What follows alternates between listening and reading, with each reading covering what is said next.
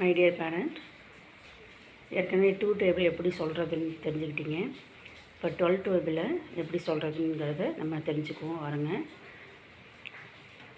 அதுக்கு எப்படி 2, 4, 6, 8, 0 அப்படின்றத வச்சு நம்ம பார்த்தோமோ அதே போல் தான் 12 டேபிளுக்கும் 2, 4, 6, 8, 0 இதை வச்சு நம்ம சொல்ல போகிறோம். இப்போ 1 2s are 2ன்னு எப்படி சொல்கிறோமோ அதே போல் 1 12s are 12ன்னு சொல்கிறோம். அப்போ 2 நம்பர் சொல்கிறோம், 2 ஃபிங்கர் விடுறோம். 2 12s are 24. 2 சொல்லும்போது அந்த நம்பரை 2 வந்து முன்னாடி சொல்லிகிட்டே வரணும். 3 சொல்லும்போது 3 முன்னாடி, 4 சொல்லும்போது 4 முன்னாடி. அப்படியே எழுதும்போது எப்படி சொல்லி கொடுத்தோனோ அதே போல் தான் இதில்.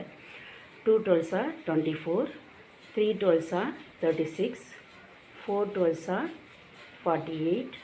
5 சொல்லும்போது ஆஃப்டர் நம்பர் சொல்லிடணும், 0 சொல்கிறோம் இல்லையா, அதனால் 5 12s are 60, 6 12s are 72, 7 12s are 84, 9 12s 8 12s are 96, 9 12s are 108, 10 12s are 120.